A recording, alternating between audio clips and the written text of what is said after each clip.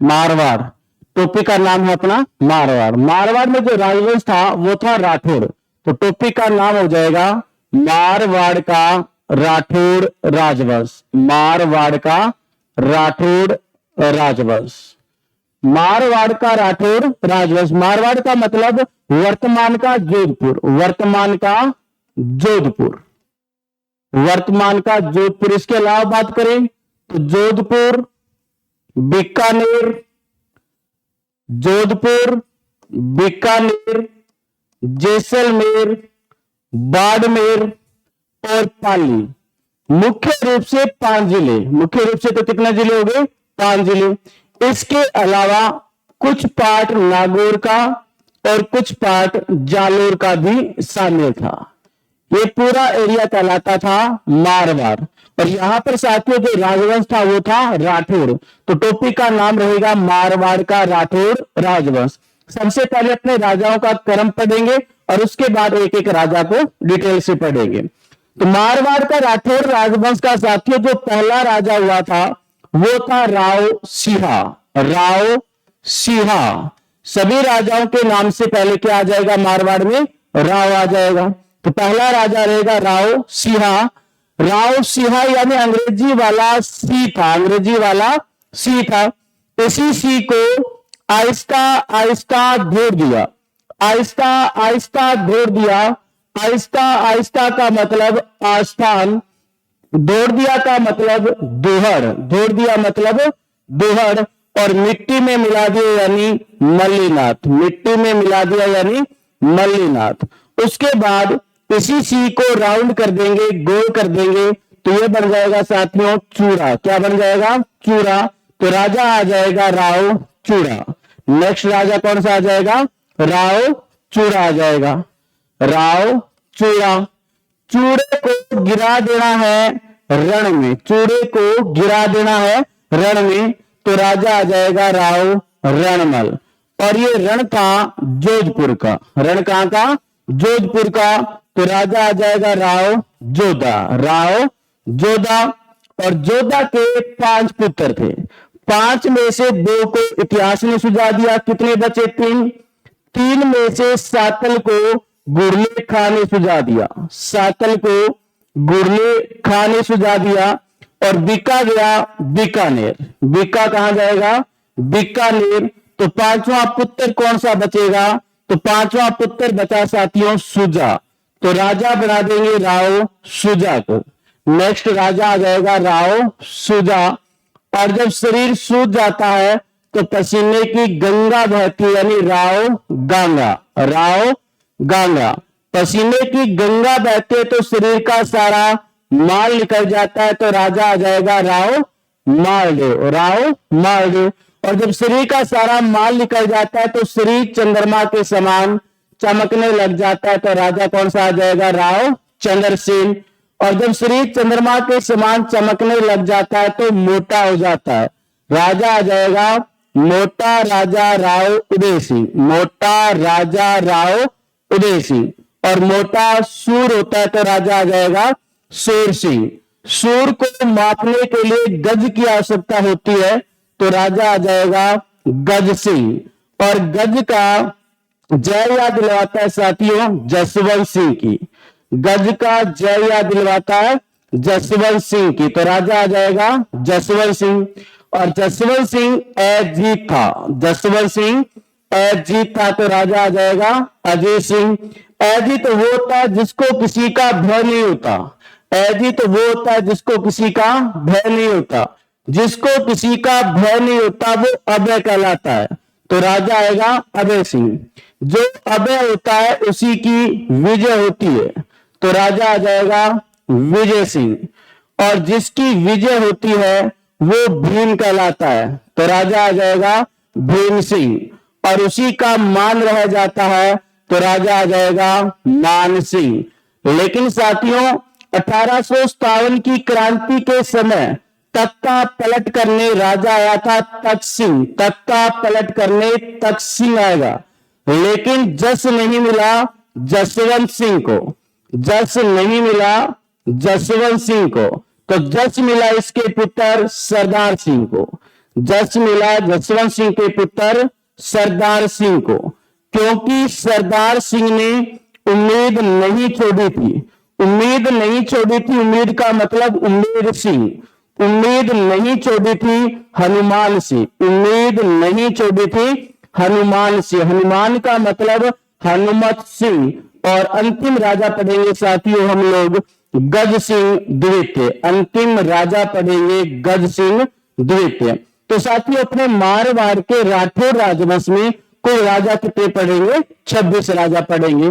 Topic का नाम मारवाड़ का राठौर राजवंश। सबसे पहले राजा आएगा राव सिंहा, अंग्रेजी वाला सी था, सी को आहिस्ता आहिस्ता ढूंढ दिया।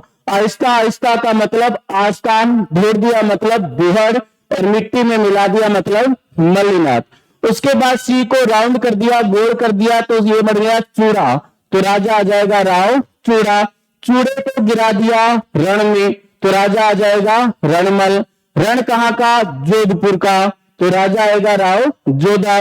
जोधा के कितने पुत्र? 5 पुत्र।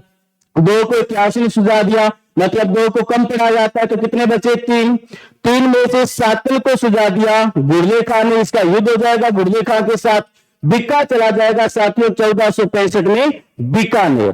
तो राजा इन 5 में से बचेगा कौन? सुजा, तो राजा आ जाएगा राव सुजा। जब शरीर सूख जाता है तो पसीने की गंगा बहती है, यानी राव गंगा, और पसीने की गंगा बहती है तो शरीर का सारा माल निकल जाता है, राव मालदेव। और जब शरीर का सारा माल निकल जाता है तो शरीर चंद्रमा के समान चमकने लग जाता है, राव चंद्रसेन। और शरीर चंद्रमा के समान चमकने लग जाता है तो मोटा हो जाता है, मोटा राजा राव उदय सिंह।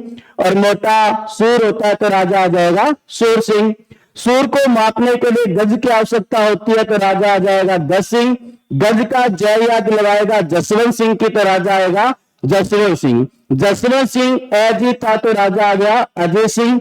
अजय तो वो होता है जिसको किसी का भय नहीं होता, और जिसको किसी का भय नहीं होता वो अभय कहलाता है, तो राजा आया अभय सिंह। जो अभय होता है उसी की विजय होती है, तो राजा आया विजय सिंह। जिसकी विजय होती है वो भीम कहलाता है, तो राजा आया भीम सिंह। और उसी का मान रह जाता है, तो राजा आया मान सिंह। लेकिन क्रांति के समय तख्ता पलट करने तख्त सिंह आया था, राजा आ जाएगा तख्त सिंह। यानी 1857 की क्रांति के समय मारवाड़ का राजा तख्त सिंह था। लेकिन जस नहीं मिला जसवंत सिंह को, जस मिला इसके पुत्र सरदार सिंह को, क्योंकि सरदार सिंह ने उम्मीद नहीं छोड़ी थी हनुमान से। उम्मीद का मतलब उम्मेद सिंह, हनुमान का मतलब हनुमंत सिंह। और अंतिम राजा पढ़ेंगे अपने गज सिंह द्वितीय। तो चलिए साथियों शुरू करते हैं अपना पहला राजा राव सिंहा। मारवाड़ के राठौर राजवंश का पहला राजा राव सिंहा। राव सिंहा। अब राव सिंहा जो था ये मारवाड़ के राठौर वंश का पहला राजा था। और किसी भी रियासत का जो पहला राजा होता है उस पहले राजा के कुछ एक नाम होते हैं। जो भी किसी रियासत का पहला राजा होता है उस पहले राजा को उस राजवंश का संस्थापक कहा जाता है, उस राजवंश का संस्थापक कहा जाता है, आदि पुरुष कहा जाता है, संस्थापक कहा जाता है, आदि पुरुष कहा जाता है, प्रथम पुरुष कहा जाता है और मूल पुरुष कहा जाता है। सभी रियासतों के पहले पहले राजाओं के नाम हो जाएंगे। किसी भी रियासत का जो पहला राजा है, जैसे मेवाड़ पढ़ेंगे, मेवाड़ के गुहिल वंश का पहला राजा गुहादित्य, तो इधर गुहादित्य को बोलेंगे कि गुहिल वंश का संस्थापक, आदि पुरुष, प्रथम पुरुष और मूल पुरुष। आमेर का कछवा वंश पढ़ेंगे तो पहला राजा दुल्हा राय, तो दुल्हा राय को भी बोलेंगे, दुल्हा राय को आमेर के कछवा वंश का संस्थापक, आदि पुरुष, प्रथम पुरुष, मूल पुरुष। तो ये सभी रियासतों के प्रथम प्रथम राजाओं के नाम हो जाते हैं। उसके बाद राव सिंहा कहां से आया था, कैसे आया था, इस बारे में चर्चा करेंगे। तो मारवाड़ का जो राठौर राजवंश था इसका जो पहला राजा था राव सिंहा। इस राव सिंहा के बारे में कहा जाता है कि राव सिंहा जो था ये कन्नौज के राजा सेतराम का पुत्र था। कन्नौज के राजा सेतराम का पुत्र था। कन्नौज यानी यूपी, कन्नौज कहां पड़ता है? यूपी। कन्नौज के राजा सेतराम का पुत्र था। यहां पर एक छोटी सी कहानी आती है, कितनी सही है कितनी गलत है वो अलग बात है, लेकिन हमें पढ़ना पड़ेगा ये। तो राव सेतराम का पुत्र था राव सिंह। कहा जाता है कि जो सेतराम था उसके लगभग 100 पुत्र हुए थे। सेतराम के 100 पुत्र हुए थे। अब प्राचीन काल में क्या होता था कि जैसे अभी घड़ी वगैरह सब कुछ चलता है, तो उस प्रकार से घड़ी वगैरह टाइम देखने के लिए कुछ नहीं होता था। तो उस समय जो टाइम का निर्धारण किया जाता था वो सूर्य की परछाई को देख करके निर्धारित किया जाता था कि कोई भी मतलब एक निश्चित स्थान होता था उनका कि इसकी परछाई यहां तक आ जाएगी तो टाइम ये हो जाएगा, यहां तक आ जाएगी तो टाइम ये हो जाएगा। या फिर हमने सुना है कि प्राचीन काल में सौर घड़ी चला करती थी, सूर्य घड़ी चला करती थी, उसी प्रकार से था। अब क्या होता है कि सेतराम जो कनौज के राजा थे उनके पुत्र यानी किसी संतान का जन्म होने वाला था।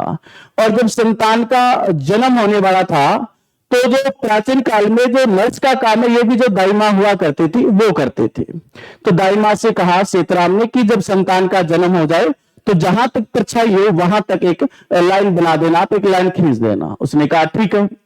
अब कहा जाता है कि राजा ऐसा बोलकर चले गए। उसके बाद पुत्र का जन्म हुआ था, और पुत्र का जन्म हुआ तो जो दाई मां थी वो लाइन बनाना, लाइन खींचना भूल जाती है। और जब लाइन खींचना, लाइन बनाना भूल जाती है तो कुछ समय बाद उसे याद आता है कि राजा ने इस प्रकार से लाइन बनाने के लिए कहा था। तो बाद में उसने जाकर के अपने अंदाजे से कि लगभग हो सकता है कि यहां तक परछाई रही होगी, तो वहां पर जाकर के एक लाइन बना देती है। अब शाम को राजा आए, राजा ने पूछा कि आपने लाइन बनाई थी? उन्होंने कहा हाँ बनाई थी। तो उन्होंने जाकर के वो लाइन बताई।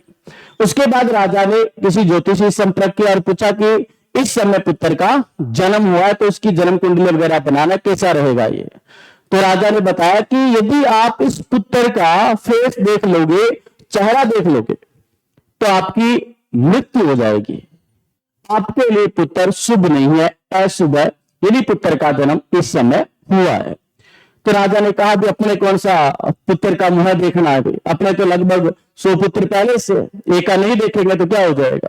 तो कहा जाता है कि राजा सेतराम ने अपने जलादों से कहा कि आप ऐसा करो कि इसे जंगल में लेकर के जाओ और वहां पर ले जाकर के इसकी हत्या कर देना। अब जलाद जो थे राजा के आज्ञा का पालन करना पड़ेगा, तो जलाद उसे जंगल में लेकर के चले गए। वार्तालाप कर रहे थे आपस में कि राजा ने तो आदेश दे दिया, पूरा एक दिन का ही बच्चा नहीं हुआ, और राजा ने आदेश दे दिया कि इसकी हत्या की जाए, और यदि राजा के आज्ञा का पालन नहीं करेंगे तो राजा हमारी हत्या कर देगा। अब राजा के आज्ञा का पालन भी करना और बच्चा भी काफी छोटा है। वार्तालाप करते जा रहे थे जंगल के अंदर, तो वहीं पर पास में एक शेर की गुफा थी। तो एक ने कहा कि ऐसा करते हैं कि इस शेर की गुफा के अंदर छोड़ देते हैं इसको, बाकी इसकी किस्मत जो जैसा होगा, जो इसके भाग्य में लिखा है वैसा हो जाएगा। उन्होंने शेर की गुफा के बाहर छोड़ दिया और वो जो बच्चा था वो लुढ़कता हुआ गुफा के अंदर तक चला गया। कहा जाता है कि अंदर एक शेरनी थी और उसने भी उसी दिन एक बच्चे को जन्म दिया था, वो सो रही थी। कुछ समय बाद शेरनी उठी तो उसने देखा कि आपने 2 बच्चों को जन्म दिया है, तो अपने बच्चे की तरह से उसने पालन पोषण करना शुरू कर दिया था। और जब अपने बच्चे की तरह से पालन पोषण करना शुरू कर दिया गया था तो कुछ समय बाद वो धीरे धीरे बड़ा होता गया, और बड़ा तो हुआ लेकिन वो शेरों के साथ रहा था। अब वो अपने दोनों हाथ और दोनों पैरों के बल चला करता था और शेर की तरह से दहाड़ता था। उसने बोलना भी शुरू नहीं किया था, पैरों के बल चलना शुरू नहीं किया था, मतलब पूरा का पूरा जंगली था। अब जब जंगली था तो शेरों के साथ रहा करता था, शेरों के साथ घुमा करता था। एक बार क्या हुआ कि जो मारवाड़ वाली रियासत है, यहां पर इस समय जो लोग रहते थे वो थे साथियों पालीवाल ब्राह्मण। पालीवाल ब्राह्मण, और ये यहां पर व्यापार किया करते थे मारवाड़ वाले एरिया के अंदर। अब पालीवाल ब्राह्मण जो थे ये यहां से गुजर रहे थे, व्यापारी जो थे ये जंगल से होकर के गुजर रहे थे। तो इन्होंने देखा कि 5 शेर लड़ाई कर रहे हैं, 5 शेर लड़ रहे हैं, लेकिन उनमें से 4 शेर हैं पर एक शेर नहीं है। 4 शेर हैं पर एक शेर नहीं है, लेकिन शेरों की तरह से वो दहाड़ रहा है, अपने दोनों हाथों दोनों पैरों के बल चल रहा है और अपने हाथों से वार कर रहा है वो दूसरे शेरों के ऊपर। पूरा का पूरा जंगली था। तो उन्होंने एक दूसरे के साइड देखा कि ये 5वां है तो कोई मनुष्य, लेकिन ये शेरों की तरह से लड़ रहा है, शेरों के ऊपर झपटा मार रहा है ये, और यदि इसने हमें देख लिया तो हो सकता है हमारे ऊपर झपटा मारे, तो अपना ऐसा करो यहां से चलो। तो ये सारे के सारे यहां से चले जाते हैं। जाकर के मुलाकात की इन्होंने सेतराम के साथ। सेतराम से जाकर के कहा कि महाराज, आज हमने इस प्रकार का एक अजीब दृश्य देखा है। और जब ये बात बोली गई तो सेतराम ने पूछा भी क्या अजीब था? तो उन्होंने कहा कि 5 शेर लड़ रहे थे, लेकिन उनमें से 4 शेर थे, 5वां शेर नहीं था, लेकिन फिर भी वो उन चारों के ऊपर भारी पड़ रहा था वो कोई मनुष्य, बड़े बड़े बाल थे, हाथों के बड़े बड़े नाखून थे, शरीर के ऊपर उसके बाल थे, बिना कपड़ों के था वो, था कोई मनुष्य। और हो सकता है तो आप उसको उसके बारे में पता करो। और जब ये बात बोल रहे थे, ये पालीवाल ब्राह्मण, पालीवाल जो व्यापारी थे वो राजा को, तो जो जल्लाद थे उन्होंने इस बात को सुना, वहीं पर बैठे थे।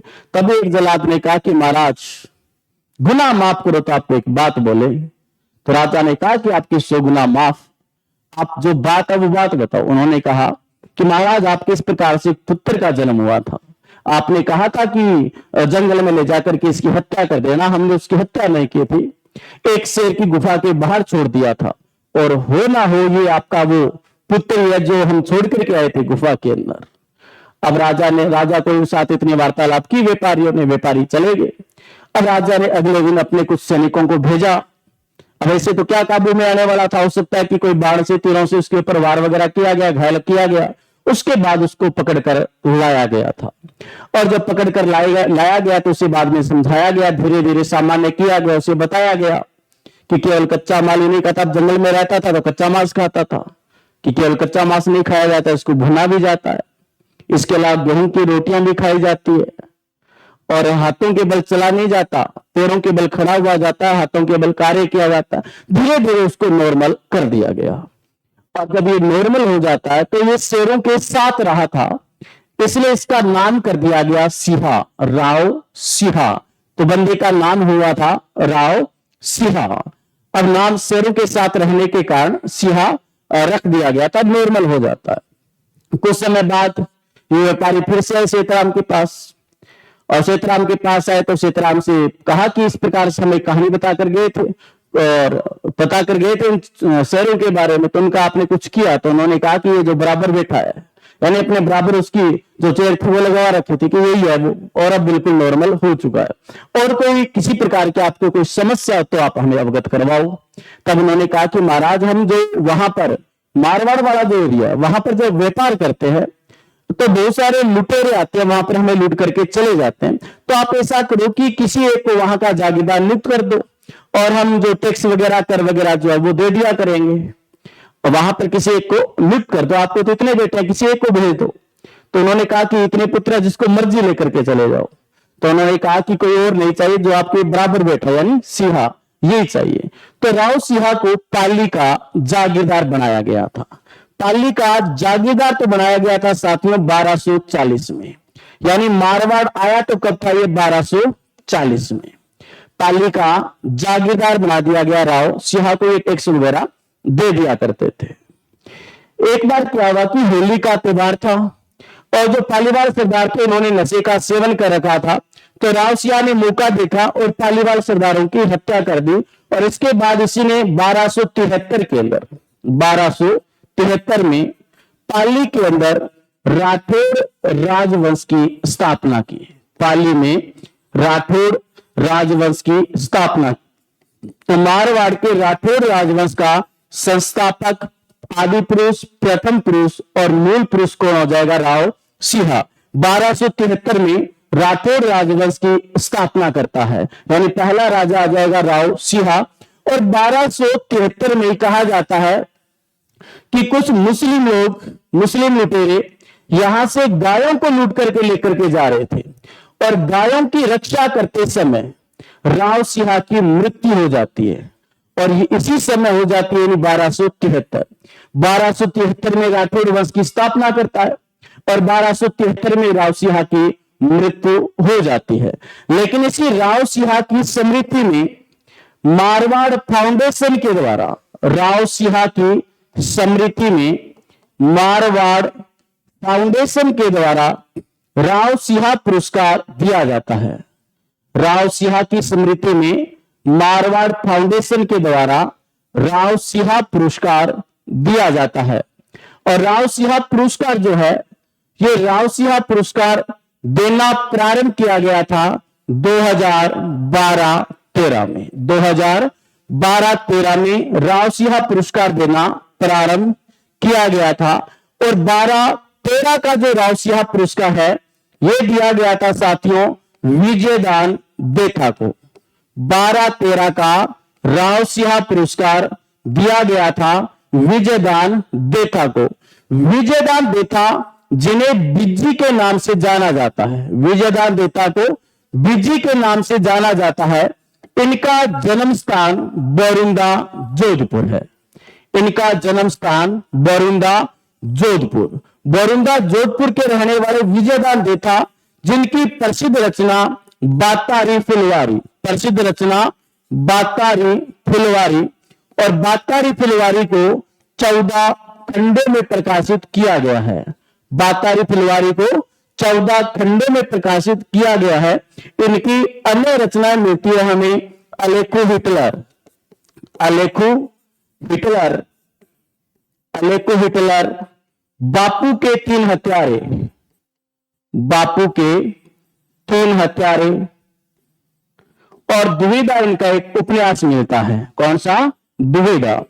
और दुविधा उपन्यास पर साथियों पहली फिल्म बनाई गई। दुविधा उपन्यास पर पहली फिल्म बनाई गई थी, यानी फिल्म का नाम है पहली, तो पहली फिल्म बनाई गई थी। अभी आपके वीडियो एग्जाम के अंदर क्वेश्चन आया था कि पहली फिल्म कौन सी उपन्यास पर बनाई गई, तो दुविधा। एक क्वेश्चन आपका ये भी आया था, बातारी फुलवारी को कितने खंडों में प्रकाशित किया गया, तो 14 खंडों में। इससे पहले सेम क्वेश्चन आपका पुट कर दिया गया था रीट के अंदर। रीट के अंदर भी सेम क्वेश्चन आया था कि बातारी फुलवारी को कितने खंडों में प्रकाशित किया गया, और फिर क्वेश्चन आ गया कि बातारी फुलवारी को कितने खंडों में प्रकाशित किया गया, 14। तो थोड़ा बहुत अपने लिए विजयदान देथा इंपॉर्टेंट है। जन्म स्थान बौरुंदा जोधपुर है, और इन्हें बिज्जी के नाम से जाना जाता है। ये क्वेश्चन भी आया हुआ है, बिज्जी के नाम से जाना जाता है विजयदान देथा को। इनकी प्रसिद्ध रचना बातारी फुलवारी रही, जो 14 खंडों में प्रकाशित। इनके अलावा अन्य रचनाएं जो महत्वपूर्ण है, अलेखो हिटलर, बापू के 3 हत्यारे, और दुविधा उपन्यास, जिसके ऊपर पहली फिल्म बनाई गई। तो 12-13 का राव सिंह पुरस्कार दिया गया विजयदान देथा को। तो 13-14 का राव सिंह पुरस्कार दिया गया था दलबीर भंडारी को। 13-14 का राव सिंह पुरस्कार दिया गया दलबीर भंडारी को। और दलबीर भंडारी भी साथियों जोधपुर के रहने वाले दलबीर भंडारी वर्तमान में अंतरराष्ट्रीय न्यायालय, अंतरराष्ट्रीय न्यायालय कहां पर स्थित है, यह भी क्वेश्चन पूछा गया था इस बार वीडियो में। अंतरराष्ट्रीय न्यायालय कहां पर स्थित है, तो हेग, नीदरलैंड।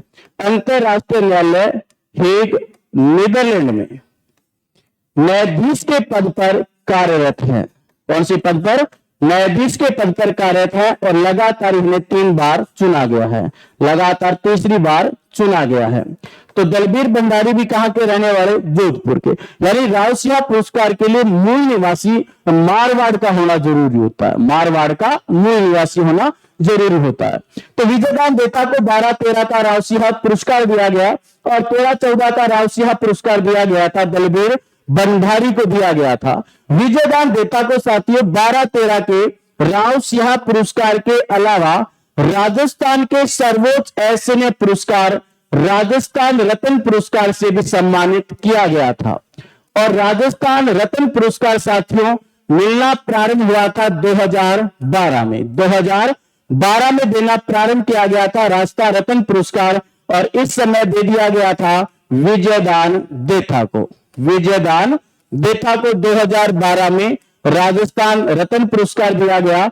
तो दलबीर भंडारी को भी राजस्थान रत्न पुरस्कार मिल चुका है, लेकिन दलबीर भंडारी को राजस्थान रत्न पुरस्कार अभी 2022 में दिया गया था। दलबीर भंडारी को राव सिंह पुरस्कार, राजस्थान रत्न पुरस्कार 2022 में दिया गया। यानी दोनों व्यक्तियों को राव सिंह पुरस्कार दे दिया गया, और दोनों बंदों को राजस्थान रत्न पुरस्कार भी दे दिया गया। राव सिंह पुरस्कार मिलना प्रारंभ हुआ 12-13 के अंदर, राजस्थान रत्न पुरस्कार मिलना प्रारंभ हुआ 2012 के अंदर, और पहली बार मिला था विजयदान देथा को। यहां पर एक साथ 7 व्यक्तियों को दिया गया था, और 22 में एक साथ 6 व्यक्तियों को दिया गया। यहां पर सर्वप्रथम दे दिया गया था दलबीर भंडारी को।